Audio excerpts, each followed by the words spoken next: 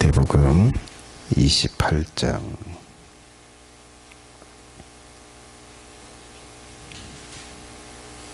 18절부터 마지막 절입니다. 예수께서 나와 일러 가라사대 하늘과 땅의 모든 권세를 내게 주셨으니 그러므로 너희는 가서 모든 족속으로 제자를 삼아 아버지와 아들과 성령의 이름으로 침례를 주고 내가 너희에게 분부한 모든 것을 가르쳐 지키게 하라. 볼지어다 내가 세상 끝날까지 너희와 항상 함께 있으리라 하시니라. 아멘. 기도하시겠습니다. 거룩하신 아버지 하나님, 이 시간 주님께서 말씀하실 시간이 오며 주께서 무지한 우리들을 가르치실 시간입니다. 우리가 겸손하고 또한 어린아이의 심정으로 주의 말씀을 기다리게 하시고 또한 성령께서 전하는 저 속에서 주님 온전히 사로잡으시고 역사하여 주셔서 주님이 원하시는 말씀을 선포하게 하시고 주님의 심정으로 주님의 권위를 가지고 선포케 하여 주옵소서.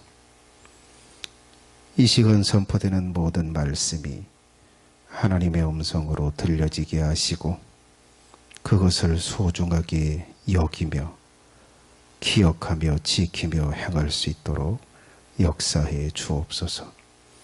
예수님의 이름으로 기도 올리옵나이다. 아멘.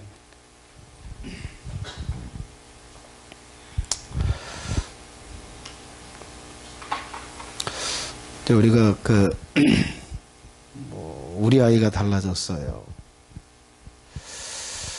네, 그걸 시리즈로 이제 여러분들이 좀 몇 번 보셨을 텐데, 근데 그걸 보면 좀 공통적으로 느끼는 게 뭐냐. 참 부모가 사람을 너무도 모르고 아이들을 너무도 모른다.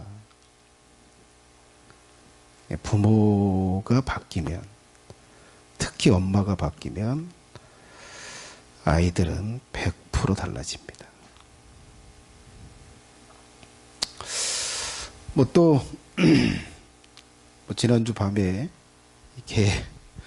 개의 주인들을 보면 참 개를 알지 못한다. 개들을 이해 못한다. 그래서 개들이 어떤 문제가 발생해도 어떻게 해결해야 되는지를 모른다. 그러면서도 인생을 살아요. 참 사람은 참 무지해요. 아는 게 없어. 자, 여러분, 그리고 또 타락해서 망가졌어요. 알려줘도 기억도 못하고 자기가 뭘 하고도 기억을 못해. 안 하고 했다고 하고 하고도 안 했다고 하고. 이것이 참 인간의 상태인데 우리는 그렇죠. 아무것도 모르는 상태에서 인생을 시작해요. 모든 인간이 다 공통적이에요. 아무것도 모르는 상태에서 인간이 삶을 시작한다. 누구한테 배워요? 예? 부모가 하는 걸 그대로 보고 따라서 해요. 근데 이 부모도 타락하고 망가지고 무지한 사람이요. 그리고 여기 때 누가 역사해요? 악한 영. 악한 영이 어떤 생각 하나 딱 넣고 그 생각에 대해서 믿음을 막 불어넣잖아요. 그거 믿으면, 그거 믿으면 그것을 따라서 행동하면 인간을 얼마든지 악하게 만들 수 있어요. 그래서 많은 사람들이 부모, 악한 부모, 무지한 부모, 이 하는 그대로 그 방식을 따라서 살았고, 어둠의 영들이 더 악하게 만든 걸 따라서 이 만들어진 이 악한 상태를 가지고 인생을 살아요. 그래서 어떻게 해요? 인생을 사는데, 예? 배우자를, 남자나 여자나 다 다갈다갈 벗고 살죠. 옆에 있는 사람들을 괴롭게 하고 살아. 자기도 괴롭고, 배우자, 예? 배우자한테도 그렇게 고통스럽게. 또 더 비극적인 건 뭐예요? 또 자녀를 낳았네. 무지한 대로 자녀에게 해요. 이 자녀가 그대로 본을 받네. 술 안 먹어야지. 아버지가 술만 먹으면 엄마 투더러 팼으니까 술 안 먹어야지. 어느 순간 30대, 40대 딱 돼서 자기를 보는 순간 자기가 마누라를 술 먹고 투더러 패는 자기를 발견해. 대물림을 해. 놀라운 건 대물림까지 한다 이걸.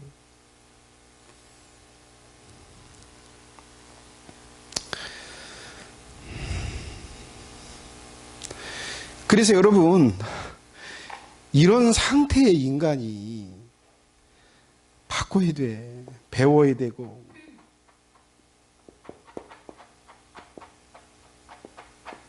바뀌어야 돼.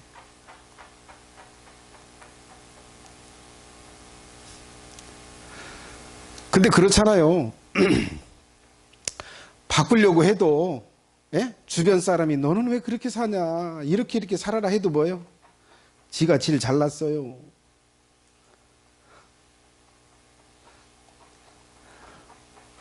자기가 알고 있는 게 제일이고, 자기가 하고 있는 행위가 참 옳고, 문제는 상대에게 있지 나한테 있지 않다.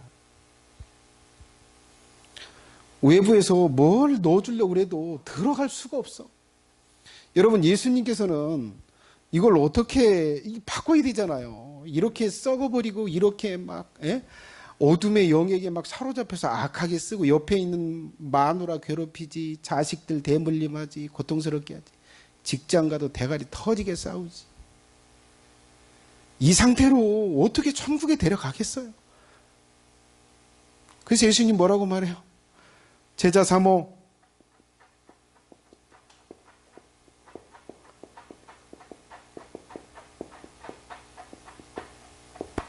제자 삼아라. 그리고 가르쳐라. 그리고 지키게 만들어라. 침내줘라. 자, 여러분, 예수님께서 이 방식으로 사람들을 다 바꾸라고 말합니다. 가르쳐가지고 바꿔라. 너희들이 그 일을 해라. 그래서 하나님의 나라에 데려가도 하나님의 나라에 물 흐리지 않을 수 있는. 여러분, 예수님께서 이것을 명령하셨어요. 내가 분부한 모든 것을 다 지키게 만들어라. 여러분, 이 방식으로 사람들을 가르치고 바꿔내라, 이렇게 말씀을 하세요. 이 방식으로 하래요. 이 방식이 무슨 방식이요? 이 방식이 무슨 방식일까? 여러분, 예수님께서 3년 동안 이스라엘 땅을 밟으면서 사역을 하시고요. 3년 동안 딱 하고 예루살렘에 올라가서 십자가 못 박혀 죽으시고 3일 동안 무덤에 있다가 나와서 40일 동안 있다가 천사들한테 받들려서 하나님의 나라 가실 거예요. 누구만 남겨놨어요? 예? 11 제자만 딸랑 남겨. 자, 이 11 제자를 남겨놨어요. 이 11 제자가 다 실족해서 뭐 예수님이 이거 나발이고 뭐 예수님이 다시 오시고 말고 뭐 이거 다 기억 못하고 가서 그냥 다시 셀이나 되고 아니 오브나 되고, 예? 이렇게 했으면 이들이 그것을 안 했으면 뭐 예수님의 사역이 오리무죠. 예수님께서는 뭘 걸어서 이 11명의 제자에게 모든 걸 다 걸고 뭘 하셨어요? 소그룹을 하셨다. 직접 딱딱딱 찍어서 11명, 12명의 제자를 불렀어요. 뭐 첫 번째 처음부터 가룟 유다는 제쳐놓은 사람이라서 그래도 그를 불렀어요. 처음부터 너희 중 하나는 마귀다. 주님은 아셨어요. 자, 이렇게 불러서 11명의 제자들과 숙식을 같이 하면서 소그룹으로 이들을 가르쳤어요. 그리고 예수님 떠나셨어요. 그리고 이들을 통해서 뭐예요? 교회가 시작이 됐다. 여러분, 예수님께서 이 방식으로 하셨는데 소그룹이고 그건 소그룹이다. 자, 제자 삼아서 침 내주고 가르치고 지키게 만들어서 변화시키는 이 일을 하는데 소그룹으로 해라. 뭐 하셨어요? 예수님 자신이 본을 보이셔서 그걸 하셨어요. 그리고 그걸 제자들에게 명령하는 거예요.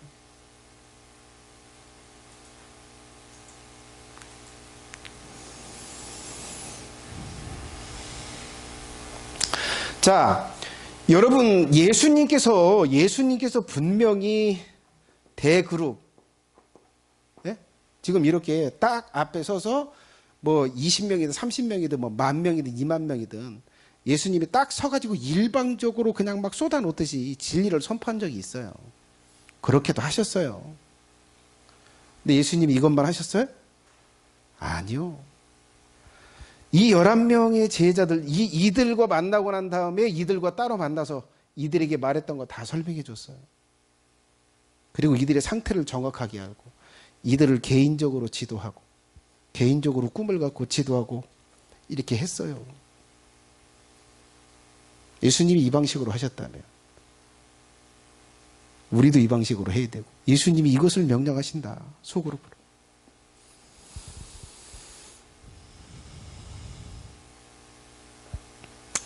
자, 우리 교회도, 큰사랑 교회도 예수님의 이 명령을 받고 있어요. 다 바꿔라.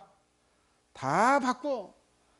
악한 사단에게, 악한 영들에게 배웠던 모든 생각과 사고방식, 삶의 방식, 사람들과 대인하는 대인 관계 방식 다 바꿔라. 어떻게 해요? 어떻게 바꿔야 될까요? 예수님이 명령하신 소그룹으로 저는 바꾸려고. 우리 교회가 이걸 해야 돼요.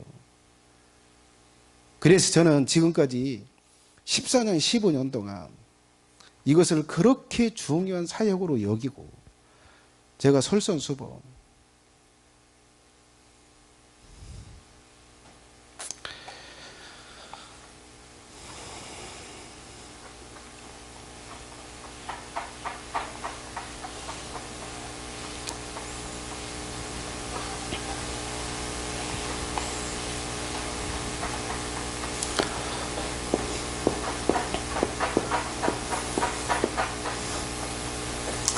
자, 내가 여기 있고요. 예? 한나자매, 용은형제, 권사님, 정권사님, 이상민 집사님. 이렇게 해서 소그룹으로 만나요. 자, 이렇게 몇 개 팀들이 이렇게 있어요.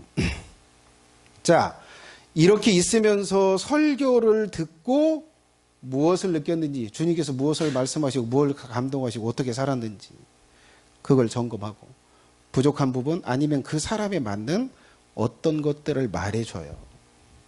가르쳐줍니다. 무슨 생각이 잘못됐으면 생각 바로 잡아주고. 자, 그리고 난 다음에 자, 설교를 듣고 궁금한 거 있으면 질문을 해라. 자, 궁금한 거 질문을 합니다. 제가 답해주죠. 그 궁금한 거 해결합니다. 자, 그렇게 해주고, 자, 설교를 그렇게 하고, 그 다음에 뭐요? 제가 지금 영적으로 문제가 되고, 그리고 또 영적으로 막혀있는 어떤 부분, 그리고 인격적으로 가장 심각한 부분, 그것을 제가 들어서, 아무개님, 자, 이 부분 이렇게 어떻게 하고 있어요? 라고 제가 말하고 점검해주고, 그리고 그거 어떻게 하고 있는지를 듣고, 바로 잡아줄 거 있으면 바로 잡아주고, 이렇게 하고 있어요. 자, 그리고 또 뭐예요? 교제를 나가죠. 자, 이렇게 소그룹을 하고 있어요. 예수님께서 명령하신 게 이 방법으로 여러분 속에 있는 사고 방식을 뜯어고치고 이렇게 대인으로 딱 모여서 예배할 때는 삶이 전혀 드러나지 않죠. 나 혼자 떠들다 그냥 가는 거예요. 뭐 여러분들이 뭐 야동을 보고 왔든 아니면 뭐 사기를 치고 왔든 전혀 드러나지 않아요. 그리고 여기서 말해줄 수 없어요. 그거 했다가는 뭐 교회 나가지. 왜? 다른 사람들한테 부족한 게 다 드러나니까, 온 교인들한테. 자, 못해요. 그런데 이 소그룹에서는 가능하다. 자, 그래서 이 소그룹으로 모든 걸, 자, 이런 소그룹으로 제가 여러분들의 성도들을 다루고 있어요. 주님이 명령하신 게 이거예요. 우리 교회가 이걸 해야 된다. 성경 구절 하나 띄워줘 보세요. 에베소서. 디모데 후서. 네, 같이 한번 읽어볼까요? 시작. 내 아들아, 그러므로 내가 그리스도 예수 안에 있는 은혜 속에서 강하고 또 내가 많은 증인 앞에서 내게 들은 바를 충성된 사람들에게 부탁하라. 저희가 또 다른 사람들을. 자, 여러분 지금 저건 가르치는 걸 말해요. 전도를 말하는 게 아니요. 예? 전도를 말하는 게 아닙니다. 그런데 자, 다시 한번 올려줘 보세요. 자, 바울이 있어요. 그 다음에 디모데가 있어요. 그 다음에 뭐요? 자, 충성된 사람이 있어요. 그 다음에 뭐요? 자, 이렇게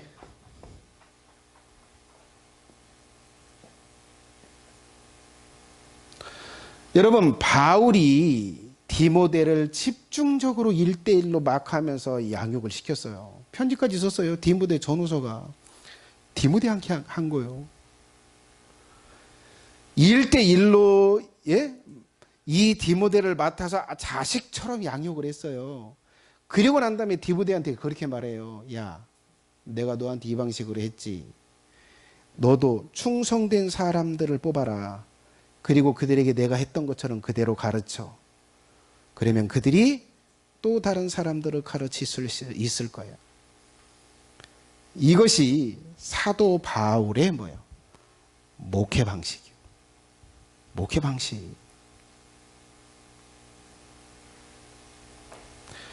자, 디모데만 이렇게 했나요? 바울이 세운 수많은 교회들, 거기에 지도자들을 세웠어요. 그러면서 이 방식으로. 자, 예수님께서 이 방식을 명령하시고 모범을 보이시면서 사람들을, 제자들을 그렇게 바꿔냈어요. 그래서 우리가 소그룹으로 해야 되고, 두 번째, 사도 바울이 목회 방식을 이렇게 천명하고 이렇게 하라고 교회에 명령했어요. 사도가. 그래서 우리 교회가 소그룹으로 해야 돼요. 그 다음에 또 한 가지가 있어요. 오늘 제가 말씀드리고 싶은 내용이요. 세 번째.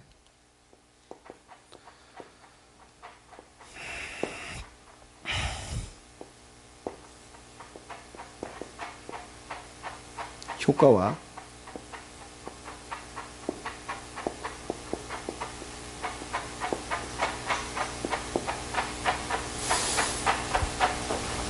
효과와 가능한 것. 자, 여러분 소그룹을 할 때 이렇게 1대1 또는 몇몇 사람들을 이렇게 팀으로 해서 선생과 제자, 리더와 제자로 이런 그룹으로 사역을 해야 하는 이유. 첫 번째가 뭐예요? 예수님이 명령하셨고 그렇게 사역하셨기 때문이고, 두 번째는 사도 바울이 그렇게 교회에 명령했기 때문이고 그렇게 목회를 했고, 세 번째가 뭐예요? 효과. 그리고 가능한 것 때문에, 가능한 것들이 있기 때문이다. 자, 첫 번째.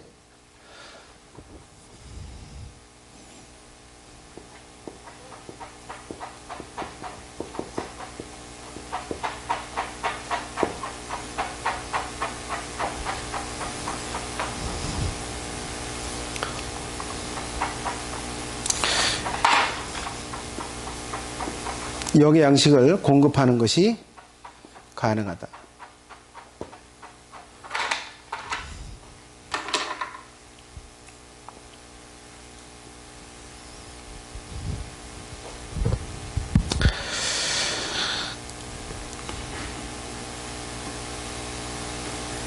자, 여러분.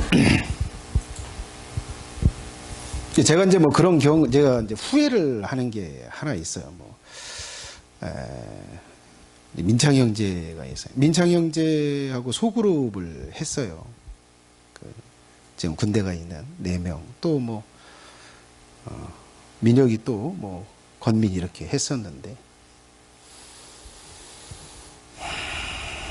그렇게 소그룹으로 하면서 민창 형제가 어느 정도는 이렇게 유지를 조금 했어요. 그래서 예배는 그래도 빠지긴 했지만 그래도 쭉 이렇게 나오는 게 유지가 됐어요. 근데 소그룹을 제가 그만하자고 그랬어요. 너무 열정이 없어가지고 다들 그 팀들이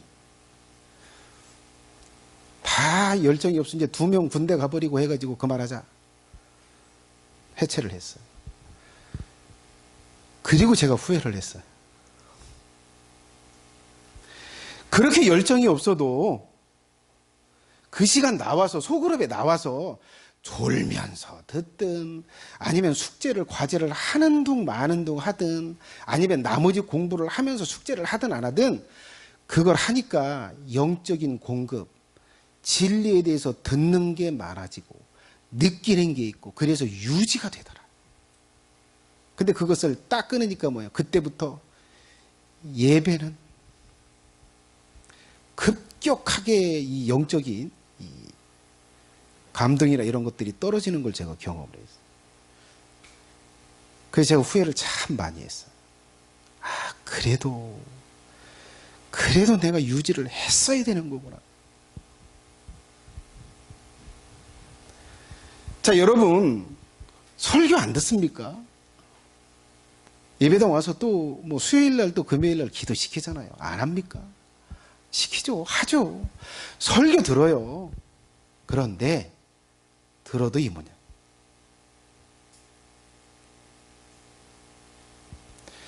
속으로만 하니까 영적으로 뭐예요? 영의 양식. 영적으로 진리를 듣고 느끼는 게 있고 어떤 진리를 듣고 한 번 더 생각하게 되고 창조가 가능하다. 진화가 불가능하다. 그리고 설교를 했던 걸 다시 반복해서 알려주고 개인의 눈을 마주치면서 그런 이야기를 하니까요. 영이 그 영혼 속에 들어가더라고요. 소그룹이 이게 가능해져요. 이게 가능합니다.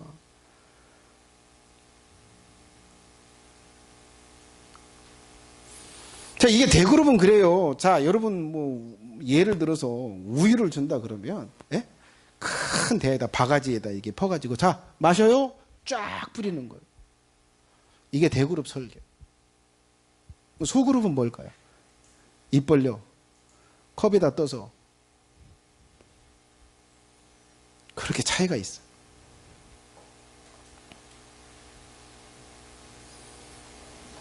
자, 에베소서 한번 띄워줘 보세요. 같이 한번 읽어볼까요? 에베소서 4장입니다. 읽습니다. 시작. 그에게서 온몸이 각 마디를 통하여 도움을 입음으로 연락하고 상합하여 각 지체의 분량대로 역사하여 그 몸을 자라게 하며 사랑 안에서 스스로 세우느니라. 자, 그 다음 구절 띄워줘 보세요. 자, 같이 읽습니다. 시작.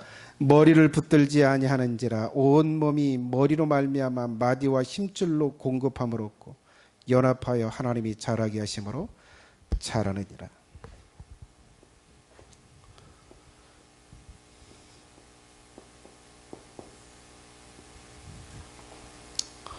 자, 여러분 저는 예수님께 공급을 좀 받죠. 또 연구를 하고 그리고 또 새벽에 여기서 기도하면 설교할 내용들이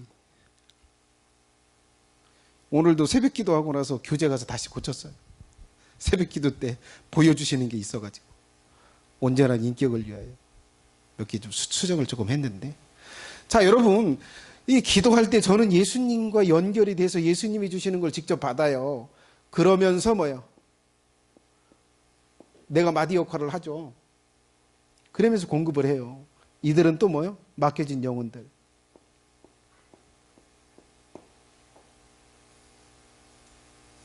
자, 여러분, 소그룹이 여러분들과 저와 소그룹으로 만날 때 이때 뭐가요?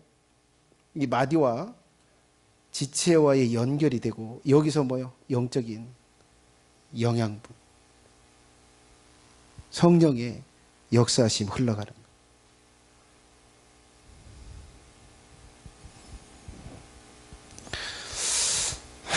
이제 여러분 설교를 들으면서 이제 목회자가 고민이 뭐냐면, 그러니까 설교를 해요. 어떤 주제를 가지고 설교를 해요. 그럼 여러분 개인마다 어떤 상황들이 다 다르죠. 그리고 문제들이 다 달라요. 그런데 똑같은 설교를 하더라도 이걸 가지고 깨달아서 그것으로 자기를 비춰보고 자신의 부족한 부분을 바꿔야 되거든요. 바꿔야 돼요. 여러분, 이렇게 설교를 할 때 어떤 주제를 가지고 이야기를 하면 그것을, 저 말씀을 들으면서 내가 비춰지고 나의 부족한 부분을 깨닫고 그걸 바꿔야 돼요. 그래야 예수님이 말씀하신 것처럼 가르쳐서 지키는 상태가 되는 거예요. 근데 이게 여러분 이렇게 대그룹으로 이런 설교식으로 이렇게 할 때 이게 여러분 가능하세요?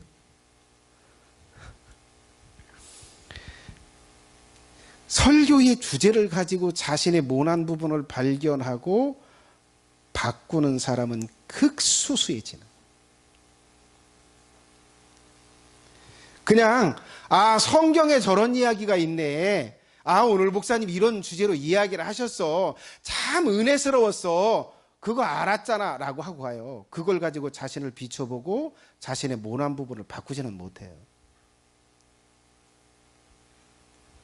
그거 한다면 극소수의 사람만 해요.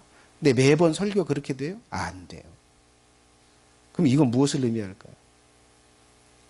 지식 전달, 삶을 바꾸는 거. 진정한 그 사람의 내적으로 어떤 걸 공급해서 그를 바꾸는 영향력은 설교를 통해서는 극히 미봐요. 소그룹을 어떻게 해요? 설교 듣고 뭐 느꼈어요? 그거 느꼈어요? 이런 부분이 문제예요. 이런 부분을 우리가 바꿔야 됩니다. 이렇게 소그룹 때 개인의 문제를 들어가면서 다룰 수가 있어요. 그래서 이게 영의 양분을 공급할 수 있다라고 제가 그렇게 표현하는 거예요.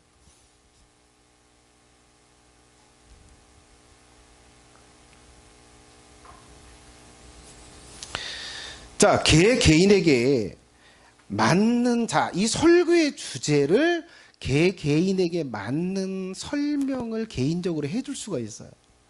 그리고 그걸 들으면서 그 설교의 주제를 자기화시켜서 자신의 문제를 발견하고 거기서 바꾸면서 점검을 받으면서 할 수 있어요. 이게 소그룹 때 가능한 거다.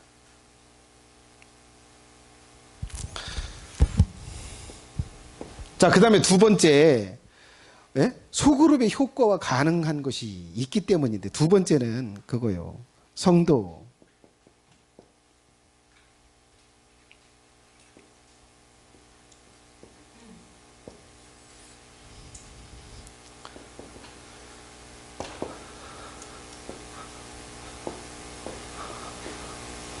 자, 성도의 체계적인 교육, 그리고 훈련.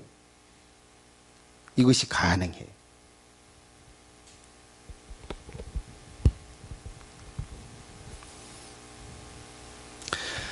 자, 여러분, 이제 제가 주일 낮에 시리즈 설교를 하고 있습니다.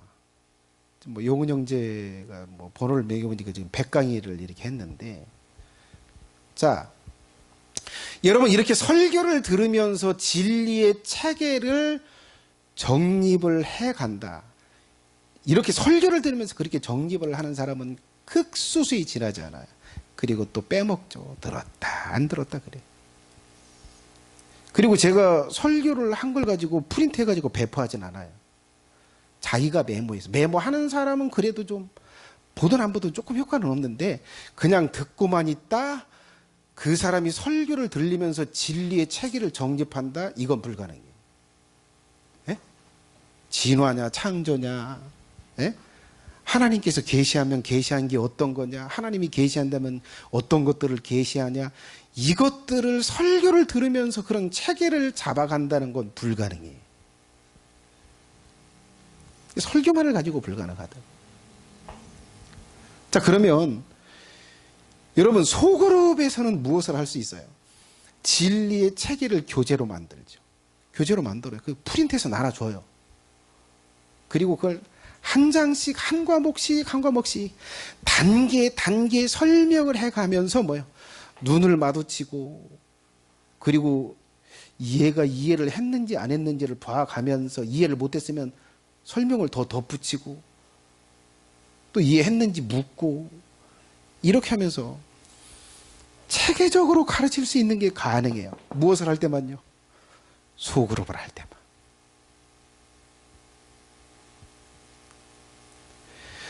여러분 신앙생활 20년, 30년, 40년, 50년 신앙생활 해도요. 진리의 체계를 물어보면 몰라요. 이랬다 저랬다. 그러니까 이단들이 와서 성경책 딱 펴놓고 몇 군데만 찾아서 말하면 그냥 따라가는 거예요.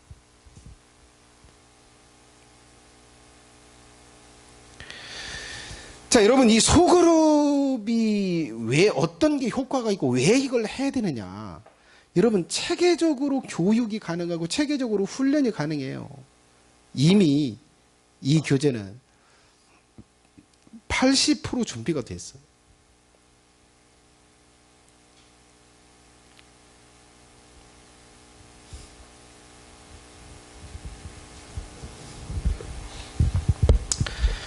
자, 그래서 소그룹을 해야 한다라고 하는 거예요. 세 번째.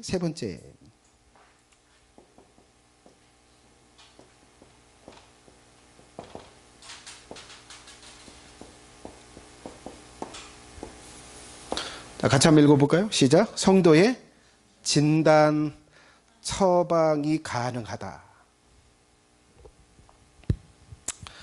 자, 여러분, 이 소그룹이 1대1이든 아니면 2대1이든 아니면 뭐 10대1이든 이 소그룹에서 하는 게 이제 할 수 있는 것 중에 하나가 뭐냐면 그 소통입니다, 소통. 소통이 가능하다. 물론 뭐 우리 소연자매가 중국 가가지고 예배를 드리고 중국 예배 스타일을 좀 몇 달 경험하고 왔는데 거기는 뭐 주일 낮설교도 토론식이라고 이야기하더라고요. 자, 우리 이거에 대해서 이야기를 해보자. 토론을 쭉 한대요. 그러면 설교자가 이제 그걸 정립을 딱 해주는 거예요. 자, 이거 있고 여러분 어떻게 생각합니까? 쭉 돌아서 이야기한대. 그리고 설교자가 정리를 해준대. 물론 이 방식은 소통이 가능해요. 소통은 가능합니다. 어떤 의문점이나 문제점은 거기서 질문을 하고 답해 줄 수 있어요. 근데 이게 한계가 있어요. 뭔 못해요? 너 내가 보니까 여기에 이 문제가 있어. 이것 때문에 영적으로 문제가 있다. 성장이 멈춰 있어. 이거 바꿔야 돼. 너 이 짓 하고 있지. 이거 멈춰야 돼. 이거 할 수 있어요, 없어요? 못하죠. 진단 못하고 처방 못 드립니다.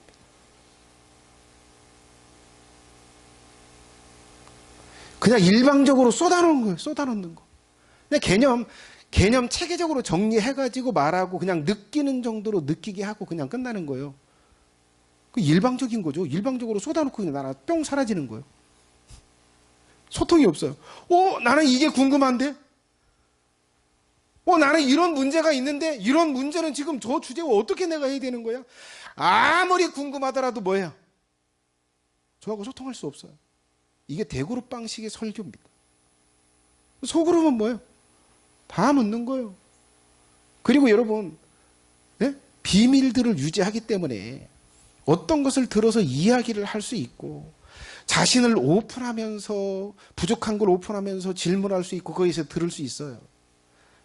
자신의 영적인 지식이 뽀록이 나더라도 질문이 가능해져. 자, 여러분 이 설교 스타일 이렇게 대중 앞에 일방적으로 쏟아놓는 이 방식은 소통이 안 돼. 일방적이요. 그런데 소그룹은 뭐예요? 소통이 가능하다. 궁금한 거 물을 수 있어요. 문제 들을 수 있어요. 문제 드러나고 다룰 수 있어요.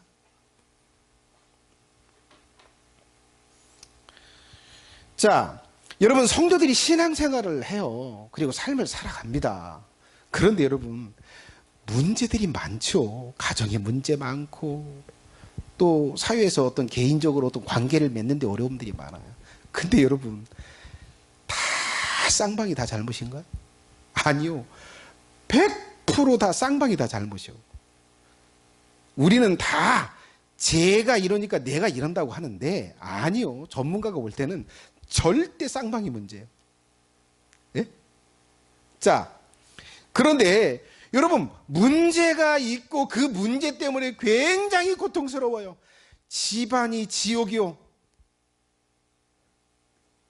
그러면 뭐예요? 자, 지금 지금 여기서 무엇을 들어가지고 그걸 다룰 수 없어요. 소그룹 때는 뭐예요? 그게 가능해요. 자, 그런데 문제가 많고 그리고 그 문제에 막 고통스러워하고 있는데 스스로 해결할 능력이 없어요.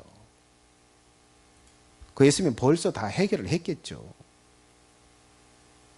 스스로 성도가 스스로 자신의 문제를 해결하는 건 어려워요. 근데 이렇게 대중에서 설교할 때 그걸 묻고 지도받을 수 있나요? 불가능하죠. 뭘 때만? 소그룹에서 그게 가능하다. 1대1로 그게 가능하다.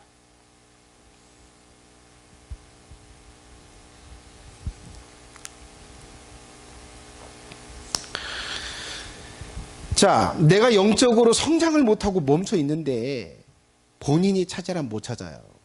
그리고 영적인 지도자는 그것을 알고 그리고 그것을 진단하고 그리고 처방책들을 알려줄 수 있고 들을 수 있어. 이게 소그룹으로 가능하다. 소그룹으로만.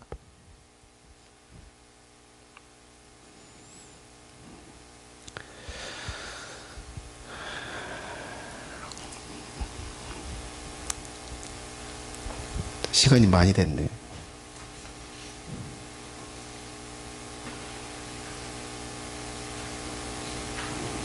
세 가지 남았는데 할게요. 하겠습니다. 간단하게만 하도록 하겠습니다. 자, 네 번째, 성도의 관리가 가능하다.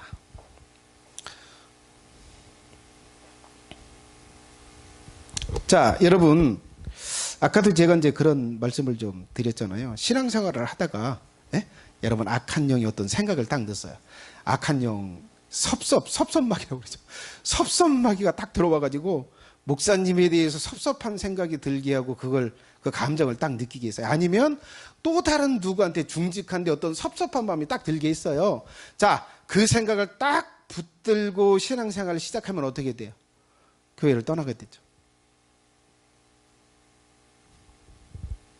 그런데 여러분, 자, 그렇게 섭섭마귀가 들었어요. 그 섭섭한 생각이 막 들어서 그게 믿어지고 막 그 감정을 가지고 있어요. 스스로 해결하기 어려울 때가 있어요. 누가 그걸 관리할 수 있어요? 소그룹 때 가능한. 여러분, 영적인 지도자는 그걸 딱 보면 알아요. 제가 이번 주에 누구한테 톡을 보냈어요. 아무개님 그렇게 했어요. 톡이 왔더라고요. 요즘 어떻게 지냈냐고. 잘 못 지내고 있대. 그래서 제가 그랬어요. 그래서 톡했다고.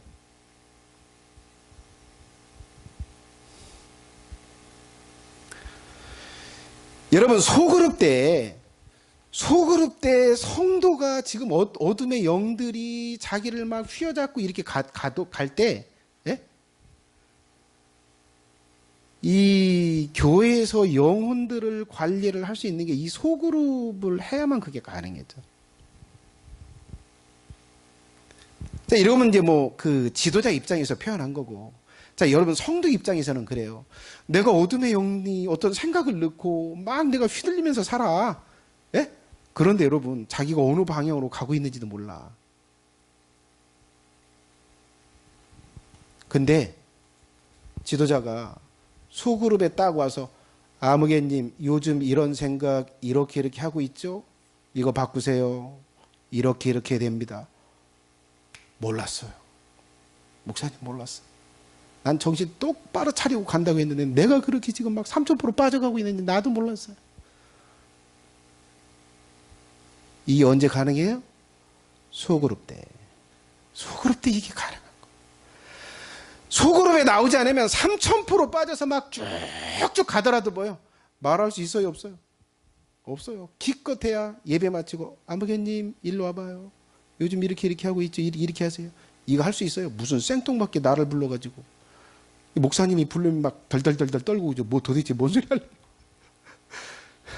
죽일라나 살릴라나. 자, 여러분 소그룹 때 성도의 관리가 영적인 관리가 가능하다. 그래서 여러분 예? 양이 지금 자기가 어느 길로 가는지 지금 막 낭떠러지를 향해서 내가 가고 있는지 목자를 잃고 내가 먹을 걸 없는 사망으로 가고 있는지 모르는 상태에서 목자가 나를 보면서 정확하게 적소에서 나를 딱 불러가지고 방향을 딱딱 틀어준다. 이게 얼마나 고마운 일이야. 이게 소그룹 때 가능한 거다.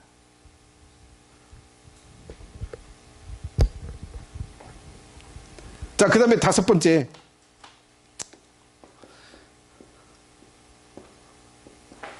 리더의 성숙이 가능해진다. 자, 여러분, 제가 교재를 한 7, 8권을 지금 교재를 이렇게 만들었어요. 오늘도 수화를 좀 보면서 이렇게 교재를 조금 수정하고 손을 좀 봤는데, 자, 여러분, 제가 이 목회자가 고민이 뭔지 아세요? 자, 교재를 그렇게 뭐 지금 제가 이 10년 전 하면서 목회하고 소그룹 막 일주일에 한 10번씩 하면서 교재를 만들고 있어요. 체계적으로 가르쳐 보겠다고. 자, 그런데 그렇게 교재가 나왔어요. 예? 교재가 나왔는데 제가 그렇게 말합니다. 자, 이거 우리 설명 잘 들으세요. 설명을 해요.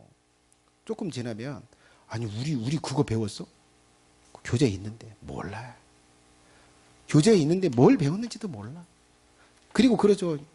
자, 이 교재에 프린트해서 주니까 가서 연구를 하고 가서 이 교재에서 뭘 말하는지를 좀 읽어보면서 좀 생각 좀 해라. 이 교재를 좀 숙지해라 그래요. 그런데 여러분 한두 사람 제외하고 이 교재 가지고 가서 집에 가서 떠들러 보는 사람이 없어요. 가르쳐도 그때뿐이고 다 잊어먹고. 그런데 여러분 놀라운 비법이 있어요. 예? 놀라운 비법. 영혼을 딱 맡기잖아요. 아무개님 이 영혼을 맡으세요. 그리고 이 교재 체계적으로 가르쳐요. 그러면 뭐 할까요? 그때부터는 이제 눈에 쌍불이 켜지기 시작하는 거예요. 이거 설명해야 되나? 이거 어떻게 설명할까? 교재 파기 시작해. 그때 진짜 이 교재가 자기 것이 되기 시작하더라. 영혼을 맡겨야 교재를 보더라니까. 안 쪽팔리려고. 여러분 리더 아직 영혼을 안 맡으셨어요? 교재 100% 안 봅니다. 여러분 거 아니에요 이거 교재. 7, 8권 만들어 놨어도 아니 그거 우리가 언제 배웠어? 야, 몇 년 전에 배웠어. 설명 다 했다. 여러분, 자, 소그룹의 리더의 성숙이 가능해지는데, 예? 한나자매한테 영혼을 맡기고, 지한자매한테 영혼을 맡기고, 또 영훈 형제한테 이상민 집사님한테 맡겼어요. 영혼을 맡겼어요. 여러분, 그러니까 성경 연구를 하기 시작하고, 그러니까 집에 가서 교재를 보기 시작하더라. 내가 가르치려고 교재를 보는 순간, 그 교재의 내용이 그 사람 것이 돼요. 그래서 배우려고 배우면 아무것도 남는 게 없어요. 가르치려고 배울 때 그게 그 사람 것이 돼요. 여러분, 이 교재 지금 뭐 진리 찾기, 예? 창조자의 계시 찾기, 교인 되기 위하여, 성장을 위하여, 예? 사역을 위하여, 온전한 인격을 위하여, 지도자를 위하여, 성경 연구 방법, 이 모든 교재가 놀라운 내용으로 되어 있어요. 근데 안 봐요. 그게 가능한 건 영혼을 맡겨줄 때 그때부터 교재를 욕구를 가지고 연구하고 숙지하기 시작하더라. 자, 그 다음에 뭐 또 한 가지 그래요. 뭐 이 교재의 내용, 이것을 체계적으로 숙지를 하려고 하면서 리더가 성숙도 하지만 또 한 가지가 있어요. 놀라운 게 하나 있어요. 자, 여기서, 자, 내가 목회자가 이 사람한테 이렇게 말을 해요. 자, 자매님, 내가 자매님의 성숙을 위하고 자매님이 다른 사람 앞에 사랑받고 인정받기 위해서 내가 가르쳐 주는 거예요. 지금 자매님 이렇게 하고 있으니까 이렇게 하세요. 이렇게. 여러분, 그 이야기 들을 때, 왜 내 편을 좀 들어줘야지, 왜 저쪽 편 들은 것 같고, 내 거 뺏어가지고 저 사람 주는 것 같고.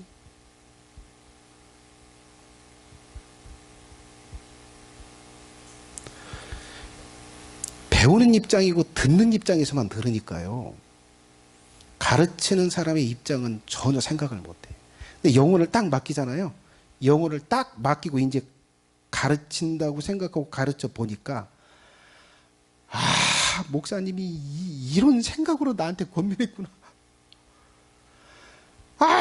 이렇게 가르쳐 보니까 이렇게 천불이 나도록 답답하네. 목사님은 어떻게 참았대요, 그걸?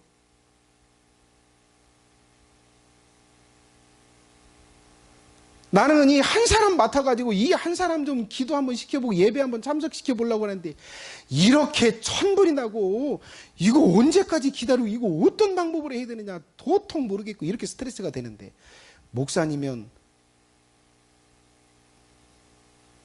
어떻게 그 스트레스를 다 참았을까? 영혼을 맡은 순간부터 그 생각을 하기 시작해요. 그래서 어떻게 바뀌는지 아세요? 이젠 내가 목사님의 권면을 잘 들어야겠다. 이 심정으로 가르치는 거구나. 이렇게 말할 때 말대꾸하고 말 딱딱 끊을 때 이렇게 의욕이 쭉쭉쭉 떨어지는구나. 그 짓 하지 말아야겠구나. 이렇게 깨달아져. 그래서 그때부터 잘 배우기 시작하더라고.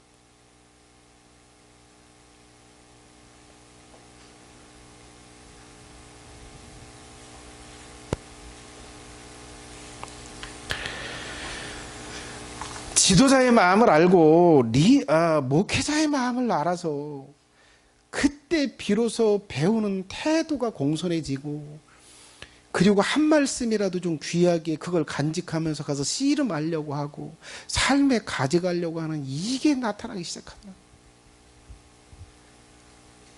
그래서 할 수만 있으면 영혼들 다 맡겨보려고.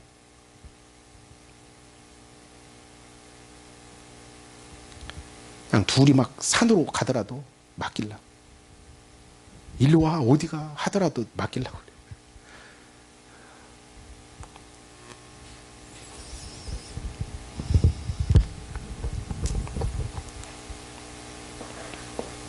여섯 번째,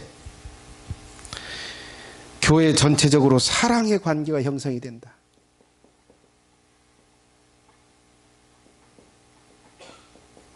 자, 사랑의 관계가, 이 사랑의 관계를 맺는 것이 가능해진다. 이 소그룹을 통해서. 예? 자, 여러분, 가르치려다 보니까 사랑해야 되고, 희생해야 되고, 예? 이 맞춰줘야 되고 공감해주고 그래요. 그리고 많은 시간을 갖게 돼요.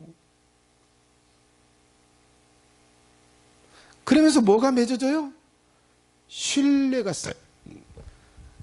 친밀한 관계가 되고, 그리고 서로 귀한 걸 주고받는 게. 그러면 선생과 제자, 그리고 그 사람을 중심으로 해서 배우는 사람은 또 지들끼리 또 사랑의 관계가 돼요. 그러면서 뭐요? 교회가 사랑의 관계가 맺어지는 게 그게 가능해져요. 그 관계가 뻗어나가더라. 여러분, 교회가 든든하게 세워진다는 걸 여러분들 어떻게 생각하세요? 교회가 든든하다. 여러분, 건물이 지진 올 때 안 무너지는 건물을 세운 게 교회가 든든한가요? 교회는요, 사람들이 모여 있는 거. 사람들이 흩어지지 않고 모이는 건 뭐 할 때 모이는지 아세요? 사랑의 관계를 맺을 때예요. 사랑의 관계. 저 사람이 나한테 그 어려운 상황에서 나한테 이런 걸 줬어. 리더가 나한테 그렇게 바쁜데도 시간을 내서 나를 가르치려고 했어. 나를 만나 줬어.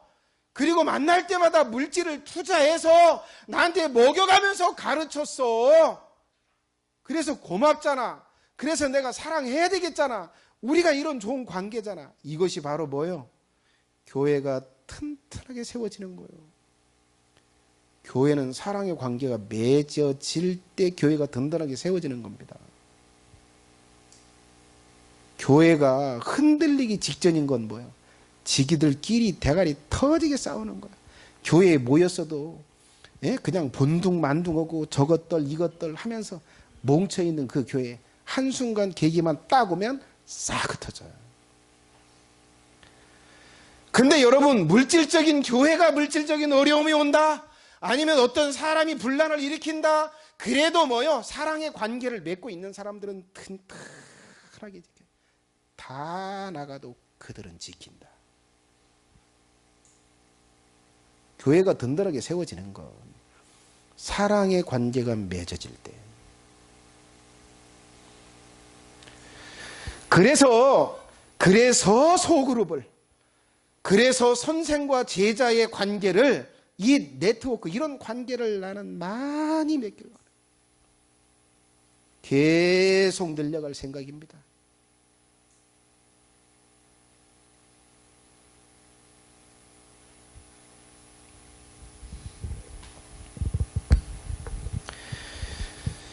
자, 예수님께서 나라를 세우려고 하세요. 예수님께서 나라를 세우려고 하시는데 무슨 나라를 세우시길 원하실까요? 서로 사랑하는 나라요. 서로 사랑하는 나라. 하나님의 나라가 그런 나라요. 그런데 교회가 서로 사랑하는 게 어떤 때 서로 사랑하게 될까요? 선생과 제자와의 관계. 제자와 제자가 한 선생 아래서 배울 때 사랑의 관계가 됩니다.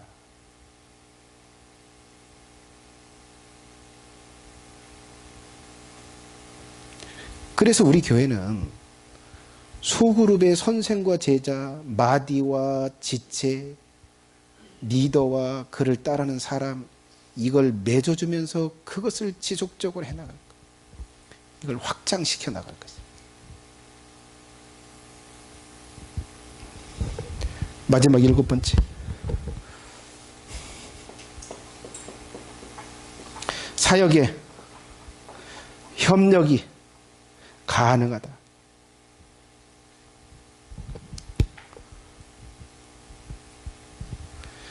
자, 여러분, 우리가 교회에 조직이 있죠. 각 국이 있어요. 국이 있고 그 밑에 멤버들이 이렇게 존재하긴 하는데. 자, 여러분, 이 소그룹의 이 라인들을 사랑하고 리더를 어떻게 해요? 리더한테 이 사랑의 관계, 신뢰 관계가 딱 맺어 있으면, 야, 우리 교회적으로 이런 사역을 하니까 우리 함께 참여하자라고 할 때 그 라인들은 뭐예요? 다 참여하는 거예요. 아무리 어려워도, 아무리 먼지바람을 먹으면서도 그 리더가 나와 있으면 그 제자들은 그 사역에 함께 동참하게 돼.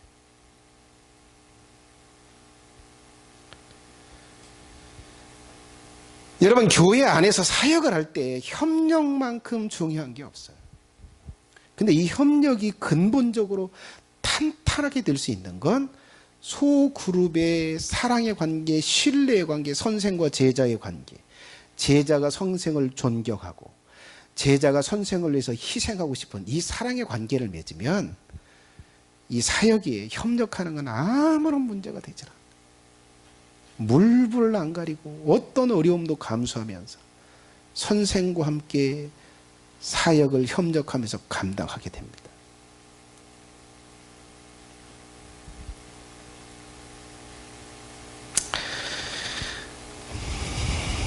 자, 그래서 여러분 뭐 취할 태도는 그런 얘기를 좀 드리고 싶어요. 여러분이 제자가 아니면, 예? 제자가 되고 그 다음에 리더가 되셔야 합니다. 중간 마디가 되셔야 돼요. 아직 제자가 못 되셨어요. 주님께서 명령하신 그 방식대로 여러분은 신앙생활을 시작한 건 아닙니다. 최소한 제자, 소그룹의 제자로서는 있어야 된다. 그것이 주님께서 명령하신 내용이다. 자, 그리고 내가 제자가 되어서 여러분 열정을 가지고 우리 교회 몇몇 사람들은 리더가 되고 싶은 열정을 가지고 있어요. 제가 알죠. 그런데 아직은 좀 더 성장을 해야 되고 더 인격적인 결함을 좀 수정을 하고 난 다음에야 이 영혼을 맡을 수 있어요. 열정이 있는 건 아는데. 고맙죠. 열정이 있다는 게 감사합니다. 여러분 모두 열정을 품으셔서 리더가 되고 싶다. 나도 마디 역할을 하고 싶다라는 열정을 가지고 여러분 자신을 만들어가고 그렇게 되셔야 합니다. 제자 그리고 리더. 여러분이 그렇게 해야 되고. 자, 두 번째 취할 태도는 뭐예요? 리더와 소그룹을 많이 만들어야 된다. 이건 제가 할 일이죠. 예? 우리 훈련국장님과 함께 이 소그룹을 많이 만드는 일은 이제 국장님과 제가 해야 할 일입니다. 이거 많이 만들 생각이에요. 자, 그리고 이제 세 번째 취할 태도인데요. 뭘 해야 되느냐? 지원을 해야 돼요. 지원. 이 그룹만 많이 만들어 놓으면 니들끼리 알아서 해가 아니라 뭐예요? 자, 이 소그룹이 1대1이든 소그룹이든 모였으면 뭐 할 수 있도록. 예? 자, 리더가 가르칠 수 있는 내용, 교과 과정을 준비를 해야죠. 그리고 그 과정을 잘 가르칠 수 있도록 교육을 시켜야 합니다. 리더가 제자를 잘 가르칠 수 있도록. 그 지원을 해야 하죠. 자, 교재를 거의 지금 완성을 좀 했어요. 지금 만들고 하고 그렇게 하고 있는데, 자, 이건 이제 빨리 완성을 해서 이제 지원을 좀 해야 되고, 자, 그 다음에 뭐요? 소그룹을 할 수 있는 환경을 지원해야 합니다. 그러니까 소그룹들이 이제 많아지니까요. 이게 이제 이 주변에 이제 커피숍들을 막 이렇게 지금 돌아다니고, 제가 하나님 앞에 그 기도를 했어요. 하나님, 이 소그룹이 많아졌어요. 우리 교회 지금 흩어져서 하면 5개 정도 이렇게 할 수 있는데 10개 정도 흩어져서 할 수 있는 그 홀이 좀 필요합니다. 기도하고 있어요. 소그룹의 리더들, 소그룹들이 많아지면 동시에 모일 수 있는 홀들이 필요하다. 주님 앞에 제가 기도하고 있어요. 자, 이런 것도 뭐예요? 교회에서 지원을 해야 하죠. 자, 그리고 또 재정적 지원을 좀 해야 돼요. 예? 밤이야 다이어트 때문에 뭘 안 먹는다 하더라도 낮에 차라도 좀 마셔야 하고 커피라도 좀 마시면서 해야 되는데, 예? 그 재정적 지원을 교회에서 해야 하죠. 지금 리더들이 한 7, 8 되나? 커피값, 식사값 대가면서 자기 돈으로 지금 대가면서 그렇게 하고 있는데, 내전 정도는 사람 수에 따라서 판공비를 다만 2만 원이든지 한 달에 2만 원이든지 5만 원이든지 좀 커피값이라도 좀 지원을 해야 할 그런 걸 이제 우리가 좀 지원을 해야 된다는 생각을 그렇게 하고 있습니다. 자, 그리고 이제 마지막 하나 이제 이건 내가 할 일인데 그거예요. 공을, 예? 공로 공로를 내가 취하는 게 아니라 그 리더들에게 저는 다 돌려드릴 생각. 그 영혼이 성장했다. 당신이 한 겁니다. 나는 환경만 만들어준 거다.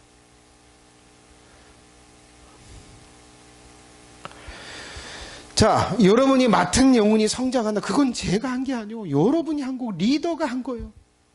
그가 신앙생활을 잘 유지해가요. 그건 제가 한 게 아니고 그 리더가 한 거고 그 마디가 한 겁니다. 그런 공을 제가 인정해 드릴 거예요. 그리고 여러분 그 영혼을 맡았으면 뭐 스승의 날 뭐요 저한테 안 가지고 와도 돼요. 그 리더한테 넥타이라든지 뭐 과일이라든지 사가는 거 저는 그거 기뻐할 수 있어요. 자, 그런 공을 돌려드릴 그럴 용이 또 그렇게 해야 된다라고 저는 믿습니다.